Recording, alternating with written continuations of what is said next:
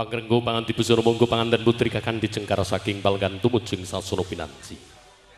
Nalika semono wis samapta purengganing tata cara pangging panganten. Kabiwada wiramaning ketawang gendho gedhi kang imbane gongso kodhok ngorek iyasan panembahan senopati ngaloga ketampen ketawang laras moyo iyasan sampeyan dalem ingkang sinuwun Kanjeng Susunan Pakubono sedasa ing Karaton Surakarta hadiring kerap sumangga.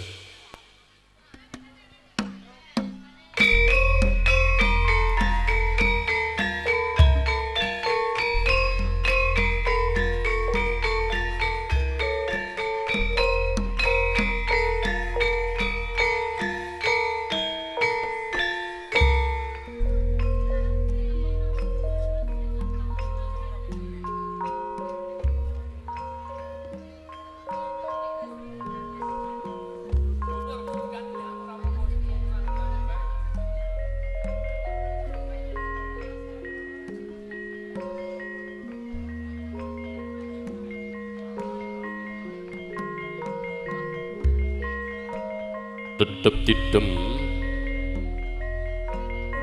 tanono banek ewalang alisik bebasan gegodhongan tanebah samirana datan samyala mampah dringgeng kapiarsi mung lamat-lamat pradonggang rangin sinawung pangli ing widuwati ingkang hambabar asmarandana kawancah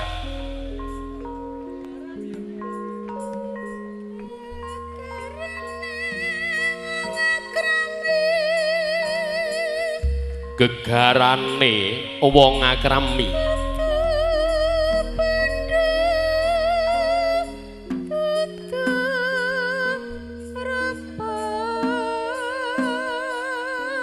sanyekti dudu bondo lan dudu rupa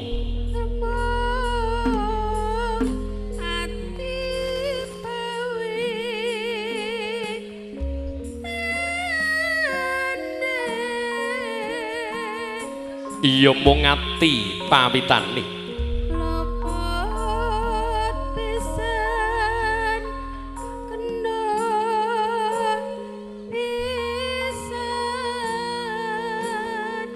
lamun luput pisan kena pisan gampang luwe gampang yen gampang luwih gampang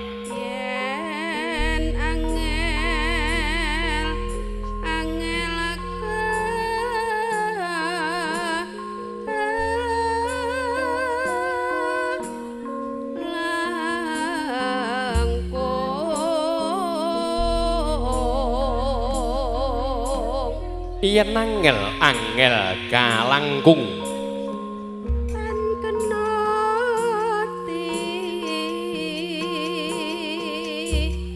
nombas arata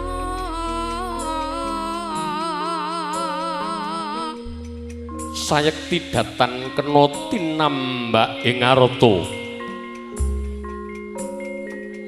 manunggal dadi sajuga nyawiji dadi sawiji ingkang sajuga priya sawiji putri sumedyan apak padha ngancik alamadya lelumban samudraning pabrayan agung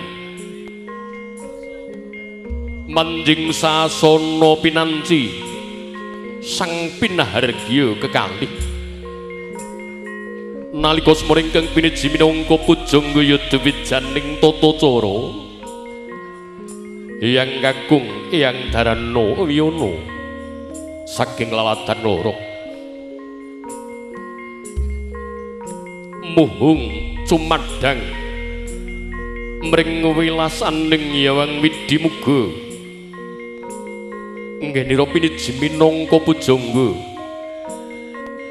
bisa sembada widagda purwa madya tumekeng wasana iya eling-eling pragung kang wis lebda saliring budaya apa to titikane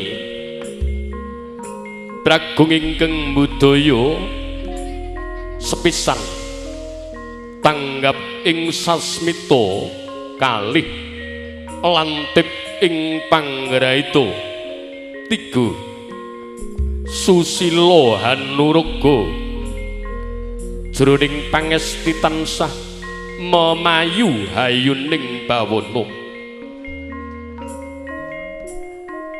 panganten kekalih sarya bebalang gantal gondang kasih lan gondang tlutur kang kinarya bebalangan gondang tlutur mengku pralampita panganten kakung tunandukaken katresnanira dumateng panganten putri dene gondang kasih panganten putri tuhu setya bektinipun dumateng rabinira nenggih panganten kakung nalika semana sembada widagda yang kakung ngenya piniji minangka pangarasaning tata cara wacara panggih daya-daya panganten sirban sindur ingkang awarna gula klapa kadharaken lenggah ing sasana Badrayasa kang winangun suci mencorong prabani kadi Sang Hyang laras moyo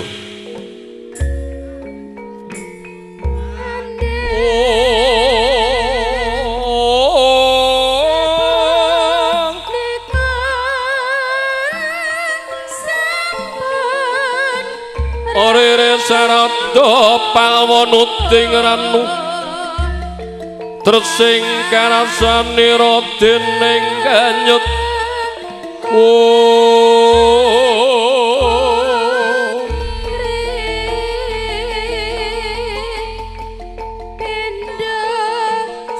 dipun tengenaken bobot timbang langkung rumiyin Ibu Pangrengga Pangadipusana dene kacar kucur mangke sasampunipun kadang Sinarwedi rawuh bobot timbang langkung rumiyin monggo tinimbang bobot bibit sarta bebetipun satema manunggaling cipta rasa budi lan karsa jejroning kalungguhane dewi-dewi rumangsa handara beni wajib angrungkepi mulat sarira angrasa wani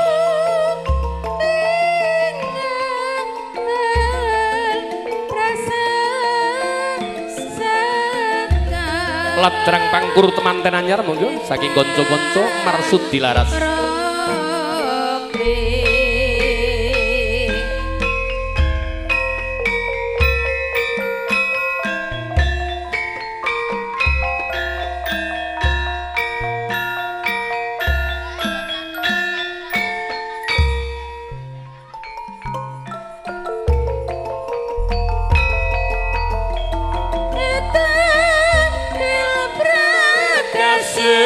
penganten anyar sayane kilar-kilar dino loe neng semake wis dadi kodangan loreng bebrayan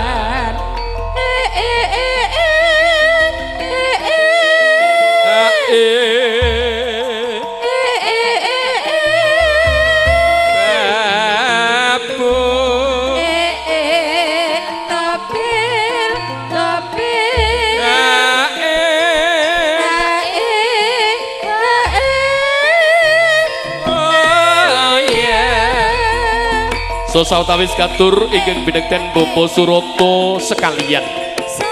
Monggo ingkang piniji minangka pamtu ing kadang Sinarwedi. Kadang Sinarwedi ingkang taksih wonten ing Wisma Pangrantu mugi daya-daya dipun aturi rawuh wonten mantianing sasana panjenengan.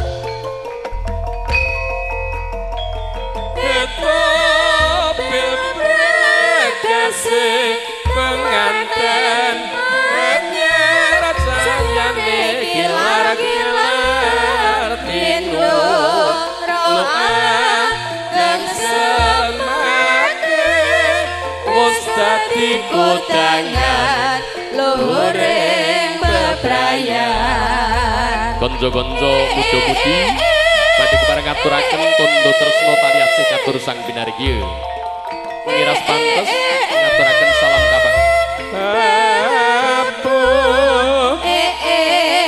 topil topil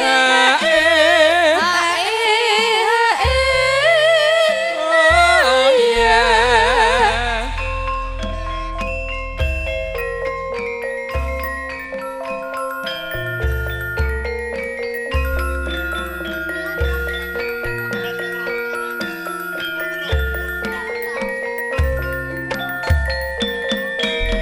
lumantar pangkepasto manunggaling rasa para kadang muda-mudi karang taruna saking dusun ngasem arti tiga arep somo karang rejo kerjo karakanyar Yo asik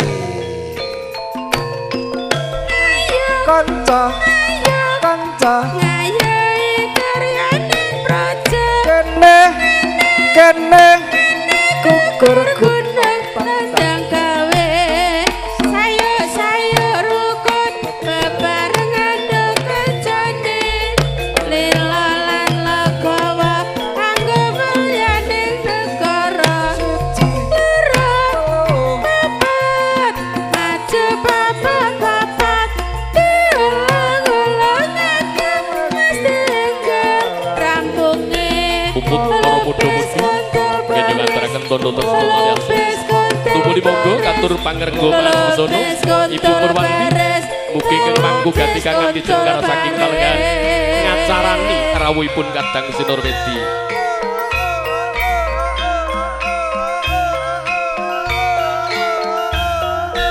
Ibu Pangrengga Pangasono monggo ingkang mangku gati kang dijengkar ngacarani rawuhipun kadang Sinurwedi kanca ngayahi karyane praja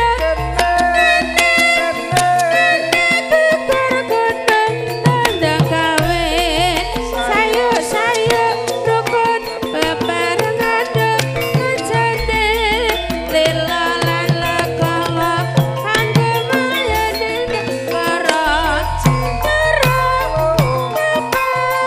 maju papat diulang-ulang mesti enggak rampunge lebis kontel beres lebis kontel beres lebis kontel beres lebis kontel beres kadang Sinurwedi utawi pisan sekalian sampun kepareng lenggah satata tumanges tunggara mring wisudaning panganten kekalih monggo Ibu Purwanti minangka pangrengga Pangandibusono utawi juru rias panganten mugi kepareng kalajengaken tata cara adat krobongan bobot timbang sampun tumuli kacar kucur asok gunakaya ugi mangke mbok bilih wonten tata cara kembul bojono dahar sekul walimah ingkang kaprah winastan krobongan mangke purna krobongan tumuli tata cara suba sita Panganten diangkara sepadaning rumlanipun ingkang kaprahing kathah winastan tata cara sungkeman. Sumanggi ingkang kepareng piniji hang lolos kanang panggingan ingkang denagem panganten kakung nenggih ingkang pinekten Bapak Supono. Ewa semanten mangke mbok bilih sampun purna tata cara kacar kucur. Asok gunakaya so kembul bojono ingkang kaprah kerubungan mangke tumuli kalajengaken sungkem mangenjali wonten ing suwasana pelok barang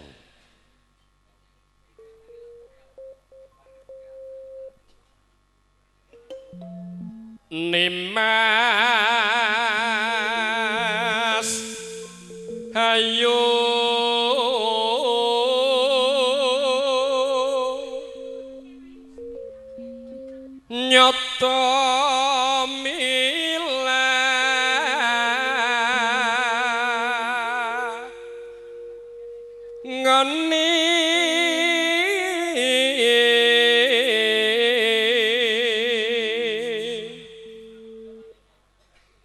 buron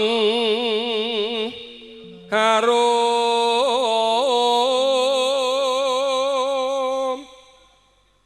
ingkang sobeng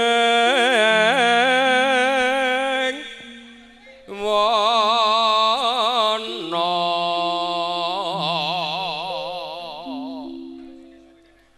yen panggih epora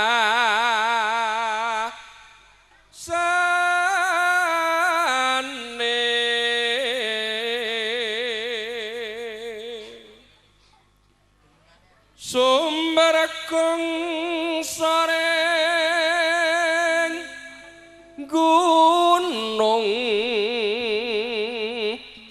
reksa langking sisane geni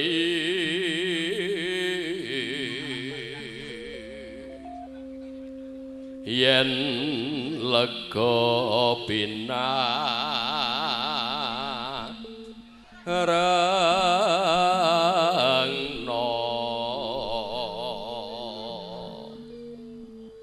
tasih kumung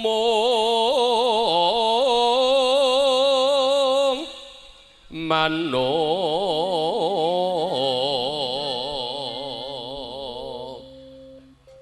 terapon mundhak kang tresna siang ratri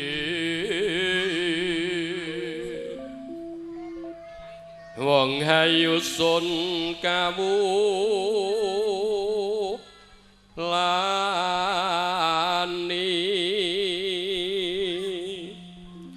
ndak adep saben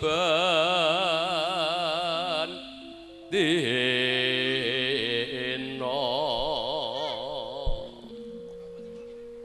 Popopono monggo kepareng hanya ketiung janing panganten badhe sungkem pring pepadaning Rama lan Ibu kaya sak kedeping netra telung taun wis tanpa dirasa kaya tulus sing tresnaku aku setia ngenteni sliramu yuk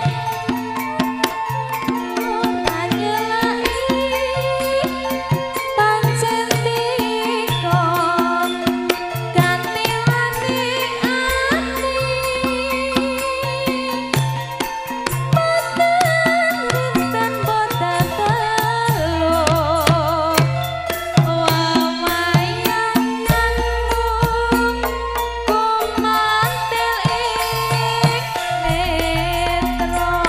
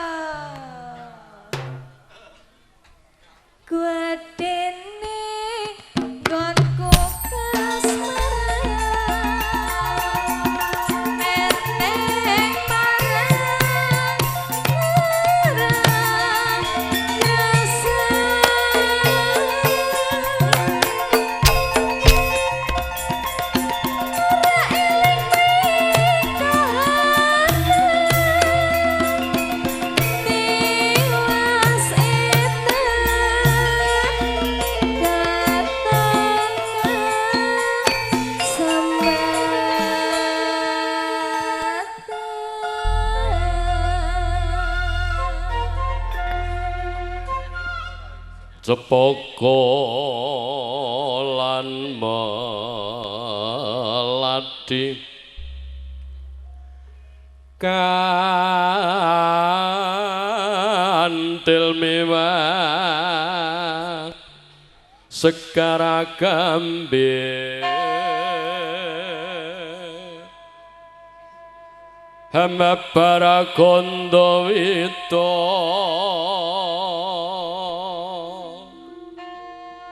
arom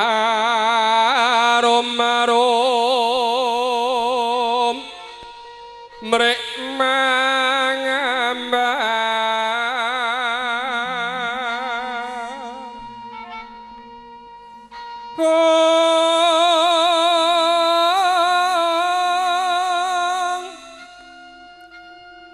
Ibu Dewi Pertiwi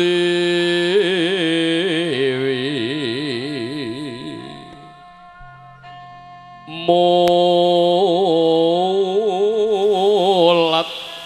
serusukan ninggale menur kang kapuranto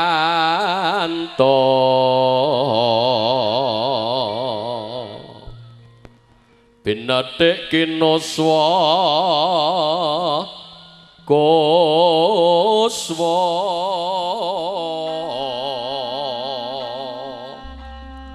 lumrang lera Banjaran Sari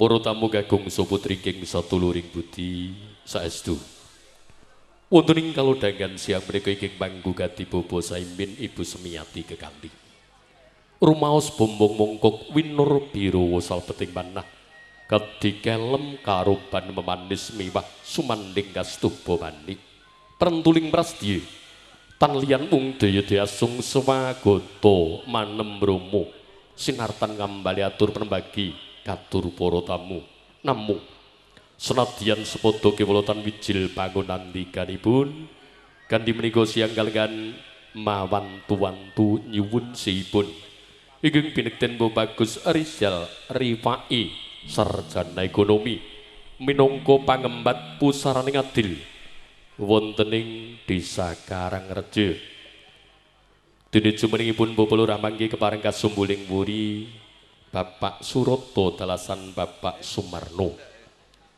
kanthi menika monggo katur ingkang binekten Bapak Agus Rizal Rifai sarjana ekonomi mbok bilih sampun samapting reh samudanipun wekdal sasana sopirantos panyoro swara nuwun kasumanggaaken.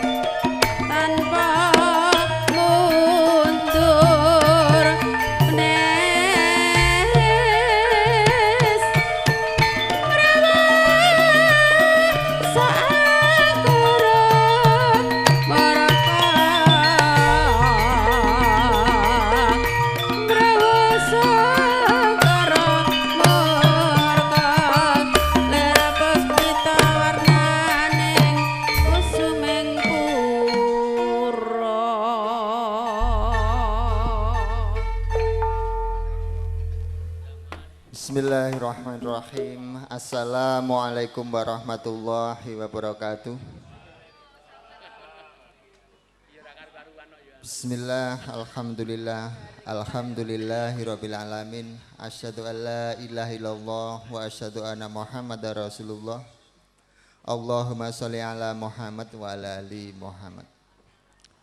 Nuwun para sesepuh bini sepuh ingkang saestu kawula bektosi kawula tuhoni dawuh-dawuhipun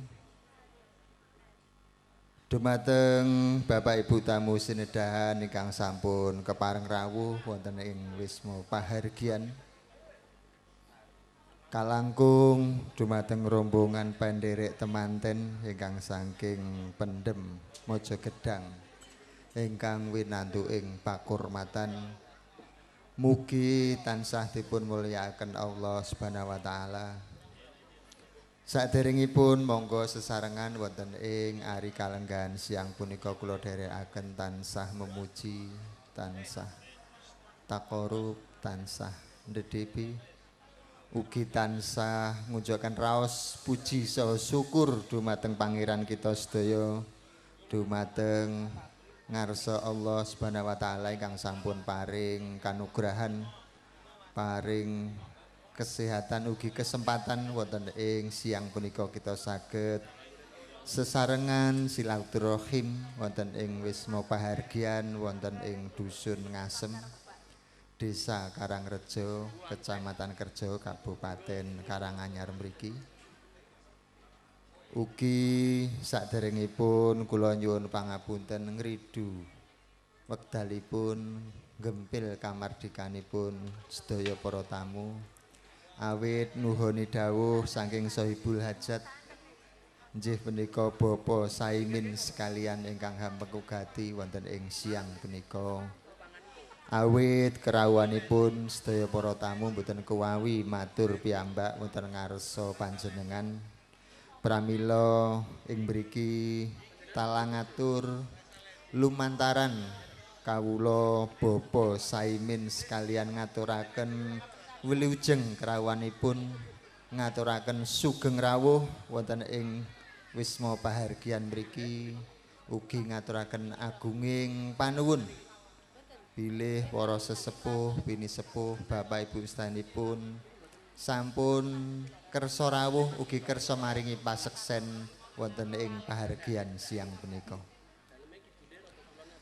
Dalah wigatosipun pahargyan wonten ing siang punika Bapak Saimin sekalian nuhoni sunah Nabi ugi nuhoni jejering asepuh wonten ing bebrayan ageng inggih punika ndhawuhaken putra putrinipun ingkang sesilih Roro Ayu Siti Sendari ingkang sampun kaijab kabulaken sampun kadhawuhaken ugi kapanggihaken wonten ing siang punika kalian Bagus Sugiono putra jalunipun Ibu Maryam ingkang pidalem wonten ing Pendhem RT 05 RW 08 Desa Pendhem Mojogedang Kabupaten Karanganyar. Pramila Bapak Saimin sekalian nyuwun kanthi ikhlasipun penggalih mugi kersa paring donga pangestu.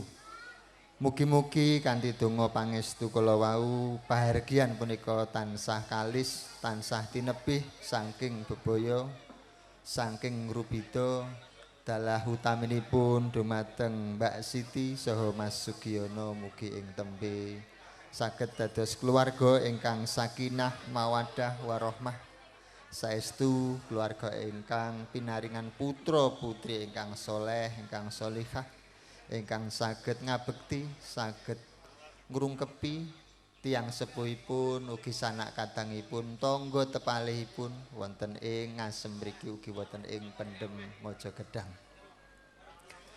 Saestu pahargyan punika saged kalaksanan sae awit kerawuhanipun sedaya para tamu ugi awit panyengkuyunganipun tangga tepalih ugi panyengkuyunganipun kadang muda taruna.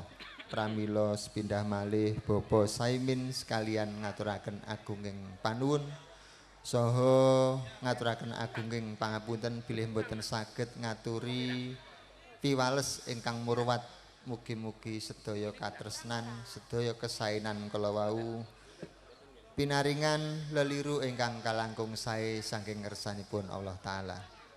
Salajengipun sedaya para tamu kasuwun lelenggahan ngantos paripurnanipun pahargyan punika ugi kersa ngrahapi daharan saha unjukan ingkang sampun sumadyo sinambi mirsani kesenian tradisional.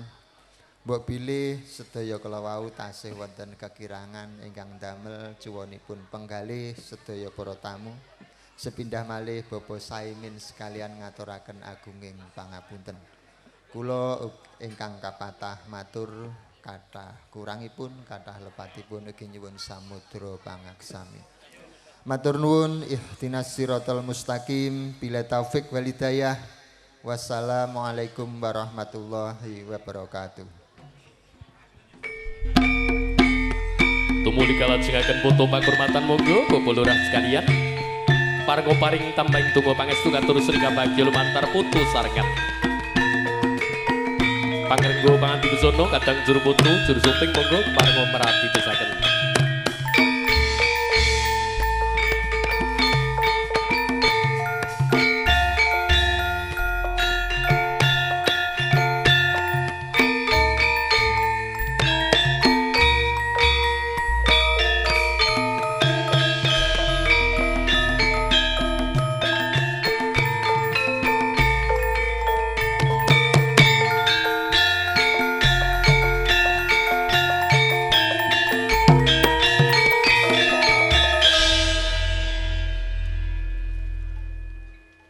Pisan malih mbok bilih wonten bab-bab ingkang boten saged dipun tilaraken kedah dipun rawuhi monggo Bapak Lurah inggih pinekten Mbok Bagus Rizal Rifai sarjana ekonomi sekalian kepareng-paring tambahing donga pangestu katur sri kabagya lumantar putu sesarengan samandhapipun Bapak Lurah tumuli mangki Bapak Bayan monggo inggih pinekten Bapak Suyoto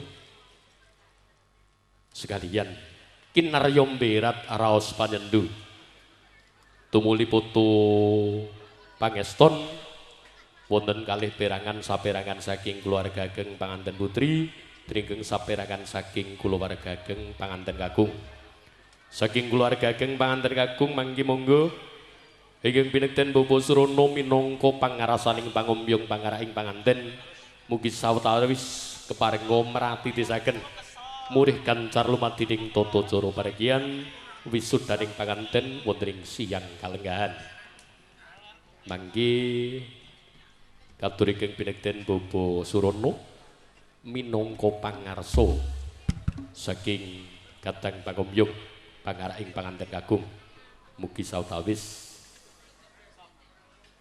kepareng merati desaken lampahing tata cara putu pangeston saking keluarga ageng panganten kakung. Inggih para tamu kakung saha putri pareng matur wonten ngarsa panjenengan sedaya.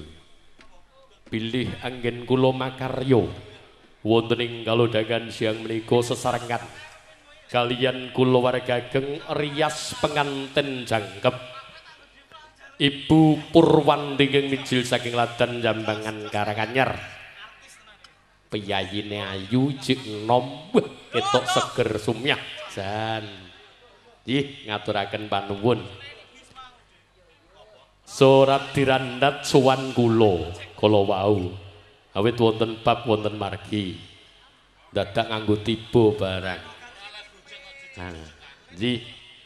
Tumuli sowan kula wonten ing kalodhangan siang menika sinang guyung wontenipun sound system utawi pengeras suara Trima Luwung. Ih menika saking Laladan Ngampel tumuli dipun regeng gayengaken kalian konco-konco keluarga ageng paguyuban campur sari jangkep marsud dilaras mijil saking Ladan Gandu RT kawan melaskat dipiro Samirjo Sragien ingkang sampun kepareng dipun sesepuhi utawi dipun pangarsani Bapak Sutarno wonten ing kalodhangan siang menika kanca-kanca marasud dilaras hangan PMC ingkang sampun kaluka ngaturaken panuwun kadang kinasih Roko Mas Parjo alias Mas Codot ingkang sampun kepareng murwakani lumadining tata cara paregian wisudaning panganten wonten ing siang kalenggahan kala wau Kula ngaturaken panuwun ingkang tanpa upami ya Mas. Bebasan lemah teles muga Gusti Allah sing males ngaten. Paring barokah dhateng panjenengan. Mugi tansah pinaringan ganggas waras. Ih, panjang yuswa tawi durga yuswa. Tumuli monggo kinarya libur katur para tamu. Kadang kula Mas Parjo kepareng sawetawis minangka master seremoni monggo.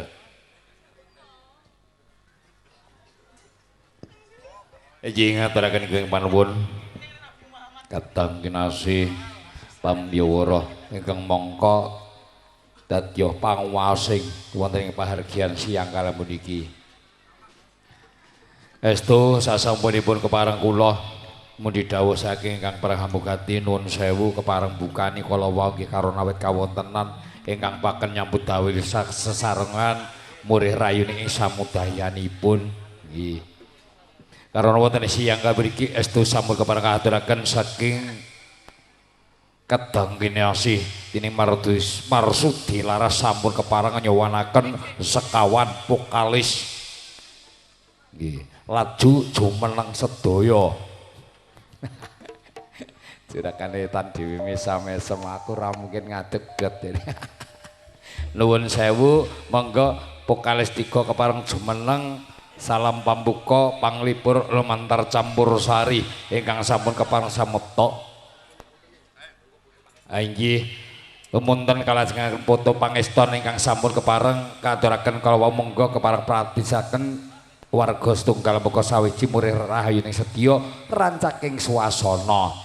Kripik gedang kripik tela sing peto-peto nggih monggo, sing nyanyi-nyanyi ya monggo, daya-daya ndang jumeneng nyambut gawe diyan rasah ngoyo-ngoyo engko yen ngeterke mulih meneh.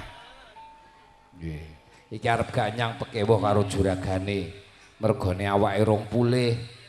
Wingi nganti darani sundel bolong. Mergone nglimpruk nang tengah dalan dhewe niki. Darani sundel bolong. Salam pambuka semonggo para kadang wajib kemawon monggo.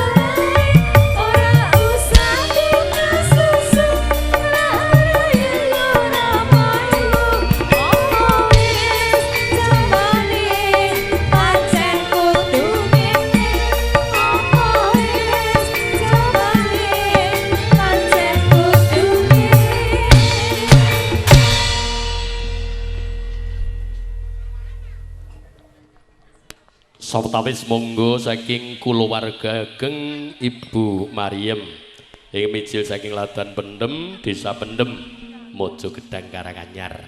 Mugi kepareng sawetawis tunggal mboga sunggal sesepuh bini sepuh kepareng-paring tambahing donga pangestu katur sri kabagya lumantar putu sarengan. Sing mangke mbok bilih purna putu pangeston saking kulawarga ageng Ibu Mariem ingkang saking Ladan Pendem tumuli panganten badhe kakanthi manjing salebeting sasana busana saperlu rucat kawaca prabon gumanti hangarasu busana satriya tama mangke kasempatan ing sedya kula sumanggahaken Ibu Purwanti sing denok deblok wah cocok monggo Mas MC monggo nggih sembah nuwun kunjuk sagung para tamu mekaten salam pambuka saking para kadang marsu dilaras ingkang kasebar panjenenganipun pepunden kala Bapak C.H. Sutarno wingking saking Leladan Gandu Kadipiro Sambirjo Sragen sampun kepareng marak sowan kanthi nyowanaken sekawan vokalis menika kepareng badhe kula tepangaken setunggal mbaka sawiji saking sisih wetan menika panjenenganipun Ibu Sukini. Lara paitan nuwun sewu nuwun sewu Pak D Marno mau ge teko ora diomongi kono saiki lor ndek benitan nuwun sewu sinambung ingkang nomor kalih Genduk Ayu Yani dene ingkang wonten ing nomor 3 saking ler menika Genduk Ayu Rina dene ingkang wekasan semah kula biyen menawi omah engko ben cecala karo aku di omah aja diomong-omongke parani dhewe engko menika Genduk Ayu Dian nggih ngudaraos para tamu saking Mojo Gedang mosok cedhet bojone lek ayu nyimut cedhet di bojo ayu ngeten iki semah kula niku seji omah kalih kula nggih nuwun sewu karena sampun keparang sowan kula aturaken pitepangan langkung rumiyin saking para kadang marsu dilaras utaminipun keparang nderek Mahayu Bagya kunjuk panjenenganipun ingkang parhamu karya mugi purwamadya ngantos usana nenggati tansah manggiya kahiwanan kaulijengan kalis ing sambikala Allahumma amin. Yok Genduk Ayu Rina ndang tokno sotomu.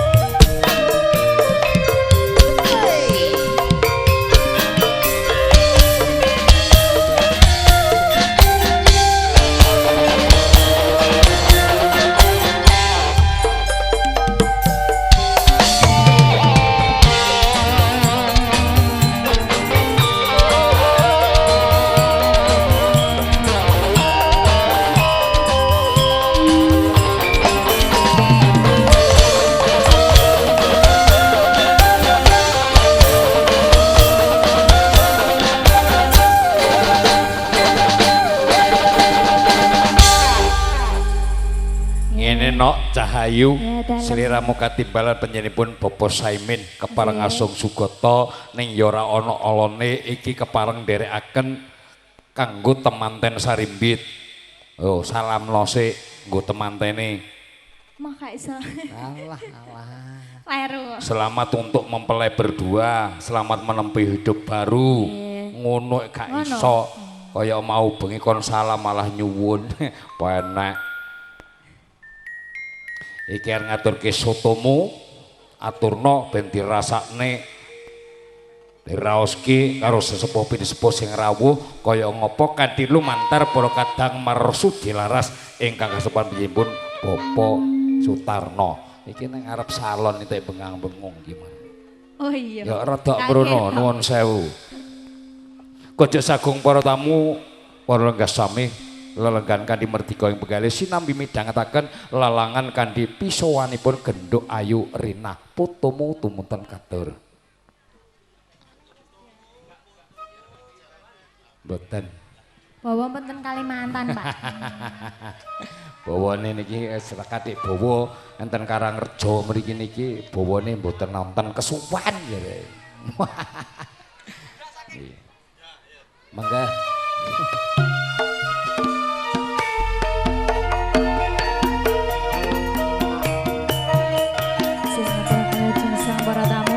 Sugeng pepanggihan kalian campur sari marsudi laras Pak Tarno. Sugeng midang metaken.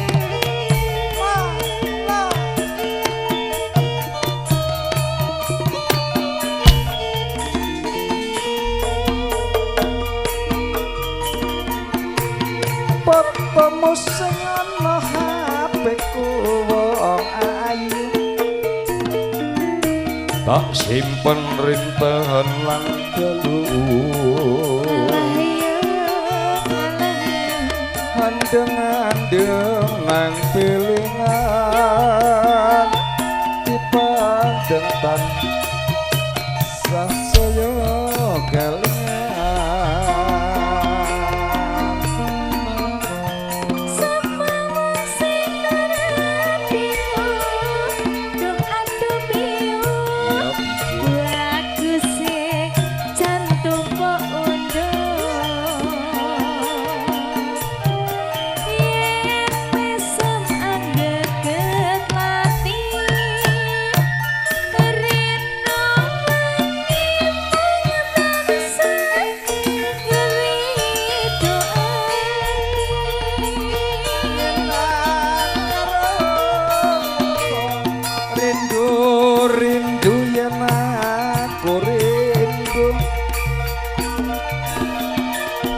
nyawang potemu gawe kangen atiku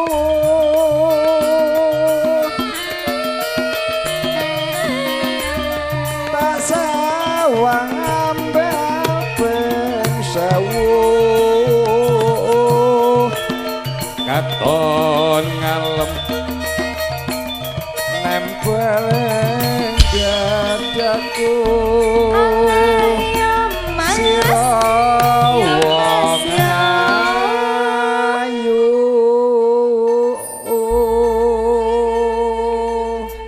nuwun sewu monggo kepareng badhe foto. Lho. Oh, tak kira arep foto. Saiki. gak sesuk-esuk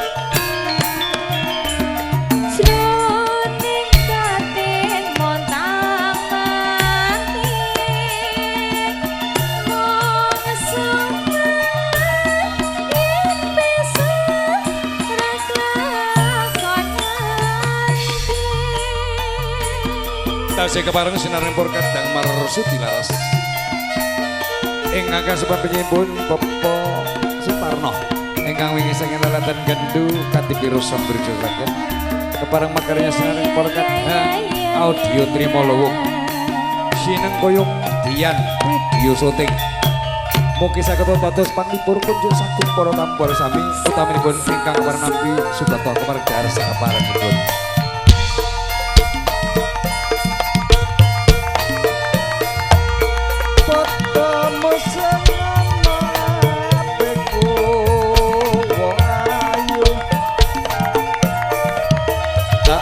Sawang rinten lan dalu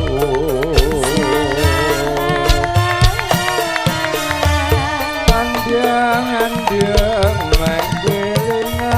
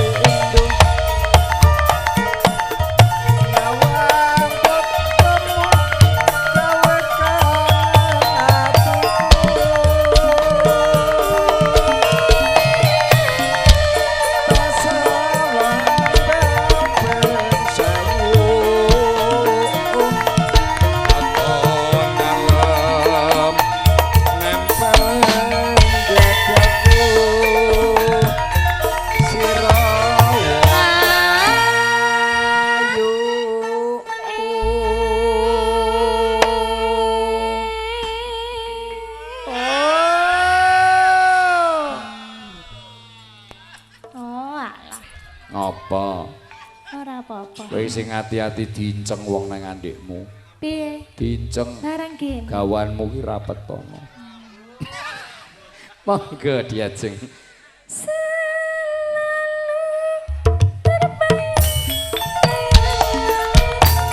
Yo aduh aku sing nandang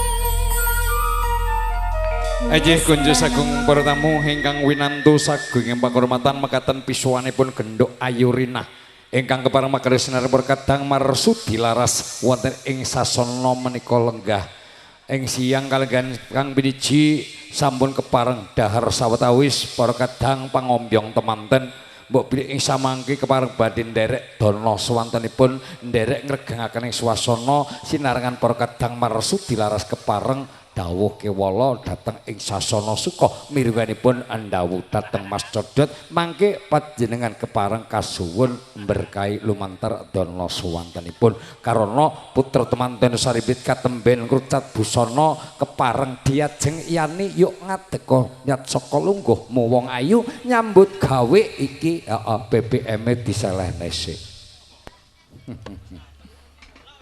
Yo monggo Kanjeng Juragan. Mbah. Ya iya. Kene Dik. Ya semene ya wis meh payu. Calon juragan.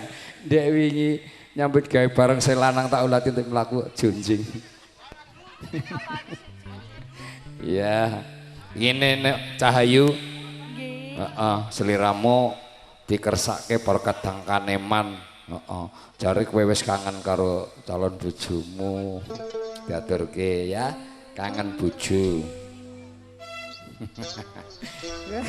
Kanjeng Juragan calon monggo kepareng hangaturaken pamundhut saking para kadang kaneman kunjuk sagung para tamu wilujeng lelenggahan dahar saha ngunjuk monggo kepareng kalajengaken sinambi midhangetaken lelangan saking para kadang marsudi laras sinarengan Adik Ayu iyane.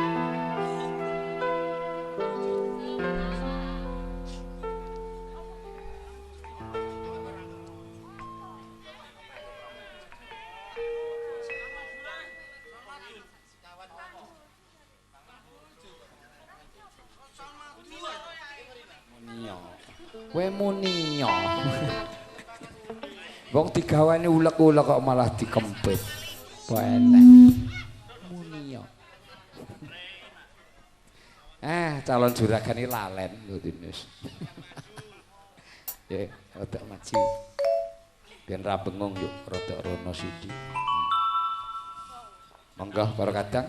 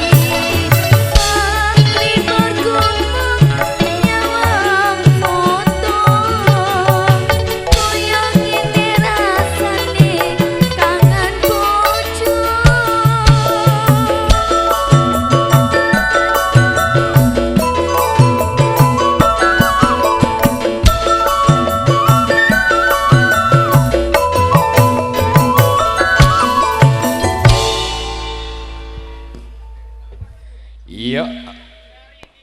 Kaya siapa? Rini. Nggih, Sasono. Monggo kepareng katur.